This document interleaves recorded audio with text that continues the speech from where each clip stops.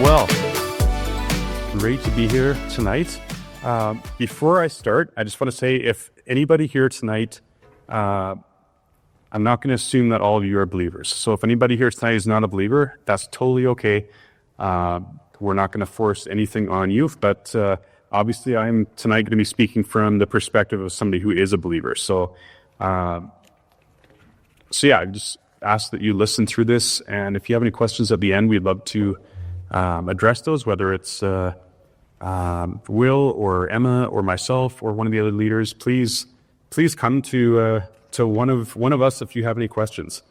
So yeah, my name is Jay Leo. I'm the executive director at Stoney. Basically, I end up doing a lot of relational things with people, a lot of organizing of staff and volunteers and fundraising and cleaning bathrooms and whatever else needs done. So it's a variety of things that we do. My wife and I, and we have 3 kids, started there in 2019. I have a boy and 2 girls. My son is 15. My daughter Autumn is 13. My daughter Taryn is 11. So they're really fun ages, and it's been awesome watching them grow up in camp too. So it's been great having people like Jen out there at times, and others who have just poured into our kids, and that's been more than money could buy, having them involved. So that's awesome. I'm currently in Saskatoon right now for cancer treatment, actually. Due to the nature of what we have going on, or had going on this last year, Will asked if I would speak on basically meeting God through pain and suffering. So this hasn't been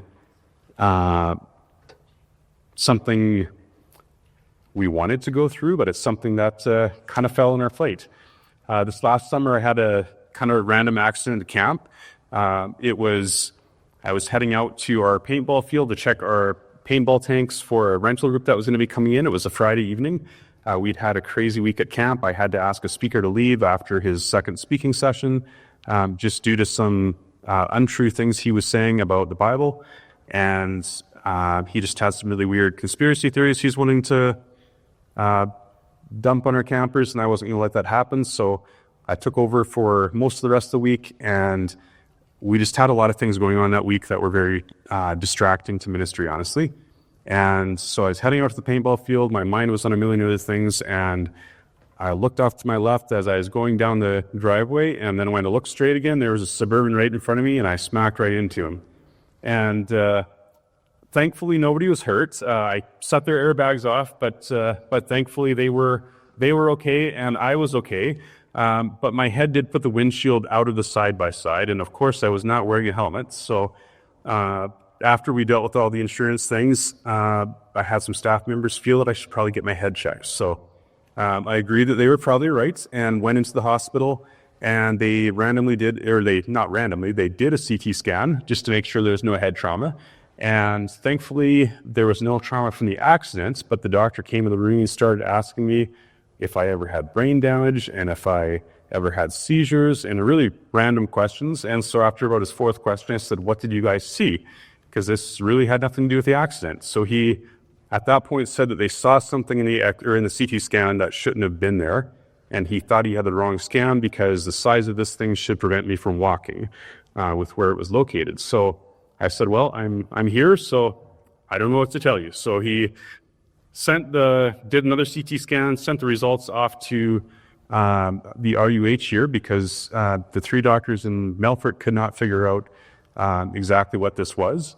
And so a neurosurgeon saw the CT scan and said, "I want him in Saskatoon tonight to do an MRI." So next thing I knew, I was being loaded into an ambulance, and they were sending me to Saskatoon. Had to call my wife and say I'm not going to be home quite yet because they want to check some things. So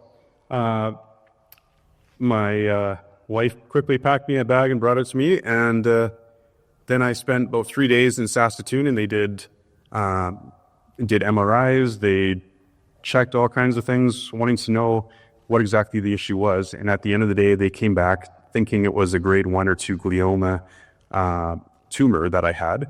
And it was about the size of a kiwi. So it was a good sized tumor.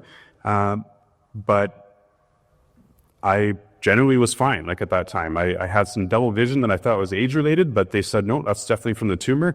And so basically what ended up happening is they, at that point, said, we're just going to send you back home because you have other symptoms. So keep doing life, and in 6 to 8 weeks, we'll do another MRI and just see where things are at. So 8 weeks later, they did another MRI, but by that time, I was starting to have a lot of dizzy spells, headaches, loud ringing in the ears, and just days that I just did not feel normal. So at that point, they looked at the second scan and discovered that it was a grade 3, what they thought was a grade 3 glioma, which all of a sudden is very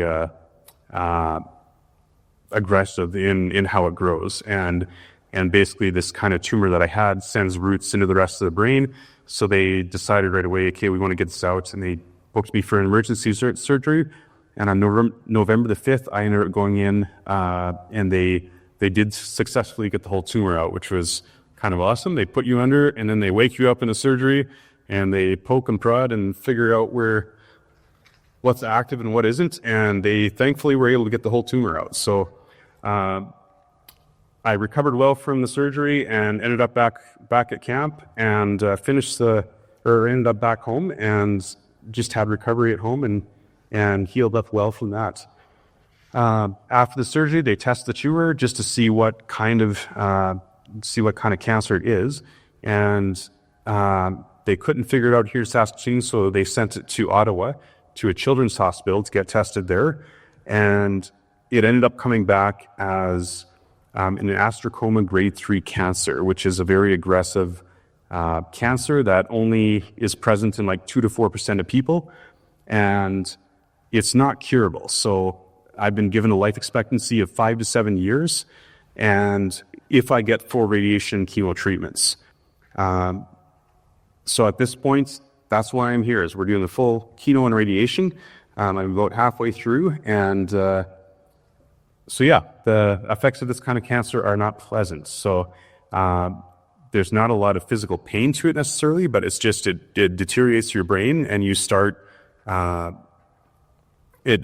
it's also known as like an anaplastic astrocoma, and it can cause a variety of effects, including severe headaches, nausea, vomiting, weakness in one side of the body, vision changes, speech difficulties, personality changes, seizures, coordination problems, and cognitive impairment. Depending on the location of the tumor within the brain, these symptoms can be sudden and debilitating due to the aggressive nature of cancer. This cancer also can send roots down into the spine and lungs, which then opens a whole new door of problems. So I've got some discussion questions. The first one should be up there, and I'll let you guys talk through that. There we go.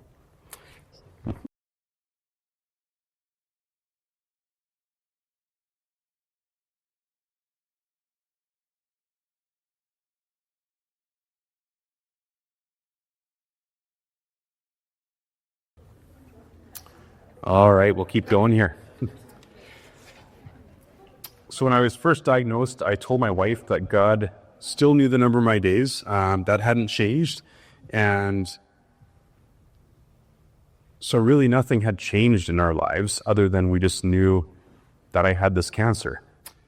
Those of you who heard our story of ministry know that hasn't exactly been an easy journey. We've had some really challenging times. And yet I look back on that now and I go, those times I think prepared us for what we were facing right now, actually. They built a resilience in us through God's character, and to now walk this road, I want to make it very clear that I have no fear of death. In fact, I look forward to the next phase of eternity, but what I struggle with is leaving behind those I love. So that's been the hard thing for me, is seeing my wife and kids go through the process of potentially grieving our future in a lot of ways as a family. But I feel like my diagnosis, it's easier for me to handle, I feel. From the start, we decided that we would not hide any of the information from our kids. We've been completely honest with them, and I'm glad we have been. This has been really hard to watch them process all the information, and we are still processing as a family. And it is day to day. There's some days that it's easy, and some days that there's more tears.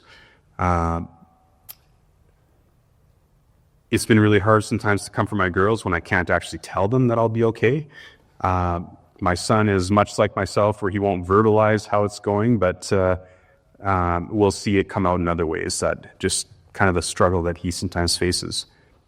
There's real pain in grieving the loss of future and grieving the loss of future health.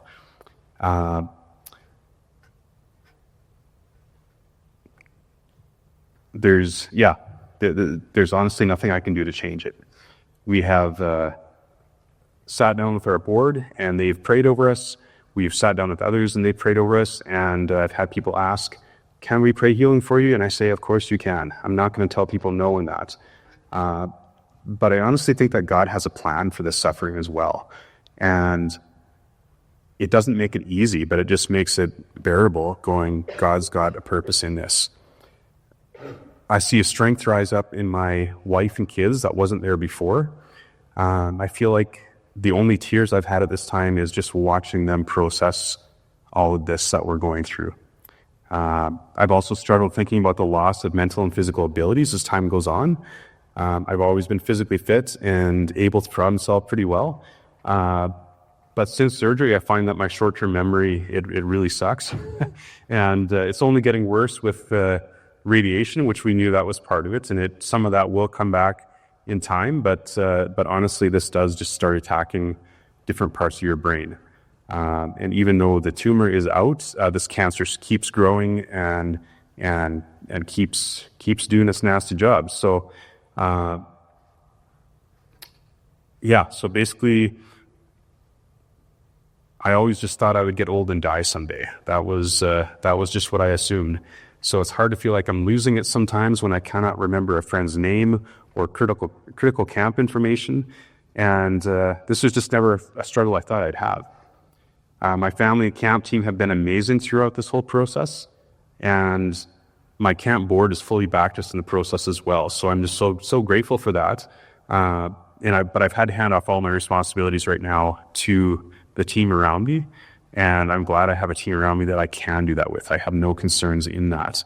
But it's just been a hard process for me personally to go through. We'll see what things are like in the spring. But we will be at camp again this summer. But I just don't know fully what that looks like for me yet. So sometimes I've been like, what do I do with this? Like, how can God use this suffering? One night I was really struggling with this, and kind of adding the given lifespan that I've been given here to the age of our kids, and that's what I find hard. And so as I lay in bed, very persistently a voice kept saying Psalm 39, and usually I don't have that happen to me, but it was very persistent. And after about the third time, I thought, well, I'm not sleeping anyway, so I got up and got my Bible and opened it up to Psalm 39, and I'm just going to read that out for you guys. I said, I will watch my ways and keep my tongue from sin. I will put a muzzle in my mouth while in the presence of the wicked. So I remained utterly silent, not even saying anything good, but my anguish increased. My heart grew hot within me. When I meditated, the fire burned. When I spoke with my tongue, show me, Lord, my life's end and the number of my days. Let me know how fleeting my life is. You have made my days a mere handbreadth. The span of my years is nothing before you. Everyone is but a breath, even those who seem secure. Surely everyone goes around like a mere phantom. In vain they rush about, heap up wealth without knowing whose it will be finally. But now, Lord, what do I look for? My hope is in you. Save me from all my transgressions. Do not make me the scorn of fools. I was silent, I would not open my mouth, for you are the one who does this. Remove your scourge from me. I am overcome by the blow of your hand. When you rebuke and discipline anyone for their sin, you consume their wealth like a moth. Surely everyone is but a breath. Hear my prayer, Lord. Listen to my cry for help. Do not be deaf to my weeping. I dwell with you as a foreigner, a stranger, as all my ancestors were. Look away from me, that I may enjoy life again before I depart and am no more. So as much as this psalm might sound kind of like depressing, it actually, for me, it was like encouraging, going, okay, like we don't know the number of our days. Again, God holds that in his hand. And if you guys someday are faced with if you currently are, or someday are faced with a disease or sickness that could take your life early, that doesn't take away power from God. God still is in control, and you're just learning the process as you go. This world isn't about me. My physical life is but a breath, then we die. We know that. This is our physical life, and it only lasts so long. We don't know how long that is, but God does. I've had both Christian and non-Christian friends trying to find me a solution for this, and they care a lot. They care enough to try to fix this for us, and that means a lot to me personally. Like I love that they want to fix this and take it away, but honestly, there's some things that just, they are what they are, and we can't magically make them disappear.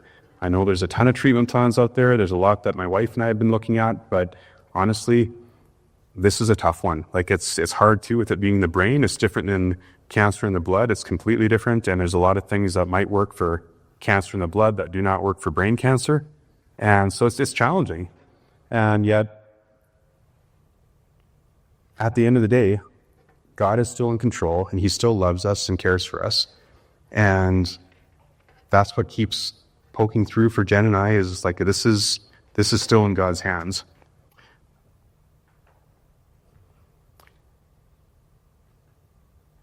I believe that Jesus can meet us in our pain, whatever that pain is. I didn't want this cancer, but I have it. I hope to walk my girls down the aisle one day, but I'm not sure if I'll be able to. So what's the point? Where's my joy? Is Jesus enough to keep going? I've had to ask myself these questions sometimes. I was reading in Matthew 7, verses 13 to 23, and that says, watch out for false prophets. They come in sheep's clothing, but inwardly they are ferocious wolves. By their fruit you will recognize them. Do people pick grapes from thorn bushes or figs from thistles? Likewise, every good tree bears good fruit, but a bad tree bears bad fruit. A good tree cannot bear bad fruit, and a bad tree cannot bear good fruit. Every tree that does not bear good fruit is cut down and thrown into the fire. Thus by their fruit you will recognize them. This passage is amazing, I find, because I believe it shows what should come out when we are under pressure. If you squeeze an orange, what do you get? Orange juice. If you squeeze an apple, what do you get? You can respond. Apple juice, yes. If the stress and pain of life squeeze you, what will those around you get? What's the side of you? What fruit are you producing in this life? You cannot produce what you don't have. The way that they test propane tanks is they pressurize them and they leave the pressure in the tanks to see if it holds. Often life is no different. That's not a comfortable place to be, but often in life we are pressurized by the stress of this world, and thankfully, with God's help, we can make it through. Without God's help, it really just depends on how much you can handle as a person, but it probably won't be a lot. Becoming a Christian doesn't take away hardship, but it makes it easier to go through them. In my life, I've come to the conclusion that Jesus is enough. When I've been squeezed, I can go to Jesus so that people see him, not my anger and pain. Matthew 11, verses 28 to 30, it says, come to me, all of you who are weary and burdened, and I will give you rest. Take my yoke upon you and learn from me, for I am gentle and humble in heart, and you will find rest for your souls. My yoke is easy and my burden is light. I remember in Bible school, our one instructor going through these verses, and he talked a lot about how the yoke of Jesus doesn't mean that the burden is light in terms of the weight. It means that it fits. When they used to use yokes, basically it was a wooden beam that would go across your back, and you'd have something heavy on either end, and it would allow you to carry way more weight. But the key with it was having one that was built for you so that you could carry that weight without pain. And that's really what this is talking about. It's Jesus saying, you can carry this weight because I have made this yoke to fit you. And keep in mind that he's with you too. So you can carry more than you could yourself if you have Christ with you. We have another question here. There we go. I'll let you guys dive into that one.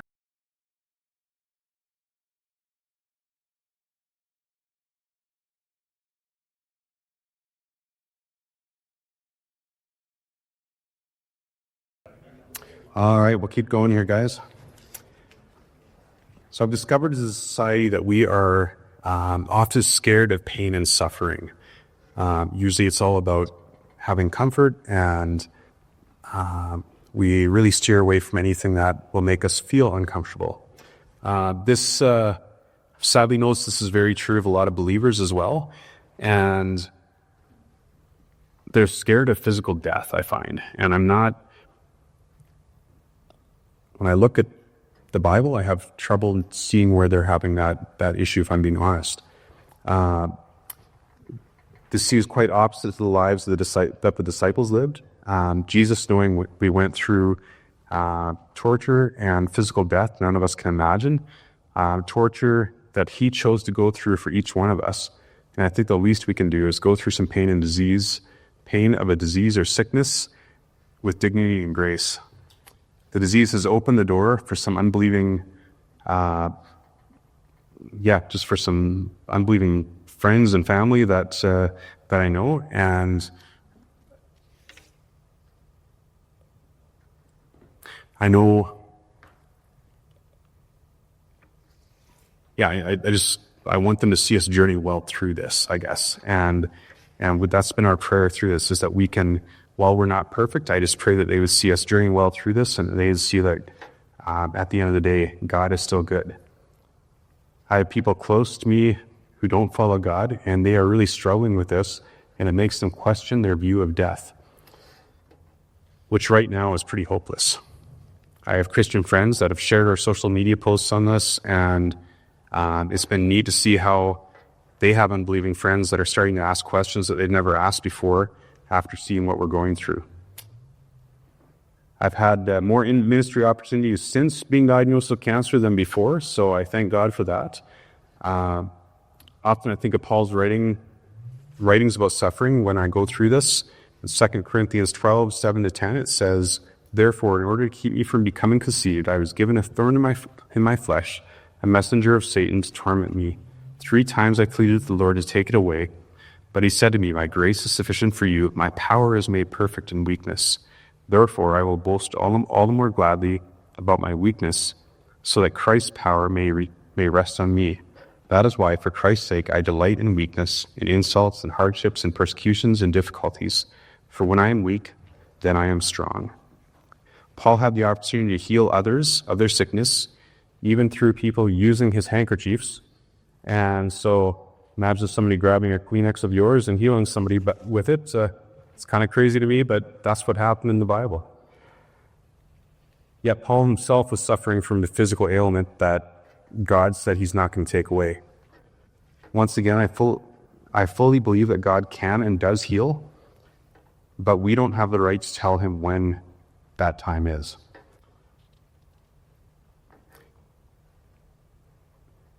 I don't believe that God gave me cancer. I believe fully that this fallen world is a result of the cancer. I think that the suffering God allowed Job to go through, and it had a purpose. If we can suffer well and still give him credit for being good, I believe this speaks clearly to unbelievers that this isn't just about health and wealth, but it truly is about relationship with our Heavenly Father. I highly encourage you guys to read the book of Job. It's a long read, but I would encourage you guys to read through it. It just has some awesome treasures in there of information that I think would be beneficial. Remember that God is never shocked at what comes into our lives. He knows about it. I'm not saying provides disease to you, and this meaning he knows about what's going to happen to you. Don't be bitter at what you're facing. God isn't a genie who magically makes life easy. He's a shepherd who will safely guide you to eternity if you choose to follow him. God wants to be in relationship with each one of you, and while he doesn't need us, he desperately wants us to follow him. Tonight, I would like you guys to seriously reflect on what you believe about physical and eternal death. If you were facing death tomorrow, would you have peace because Jesus has saved you, or would you have a fear of not knowing? Please talk with Will, Emma, myself, one of your other leaders. And if you don't know where you stand, and please, we're not going to force anything on you, but I really want you guys just to think through where you're at. And if you're not sure, please talk to somebody.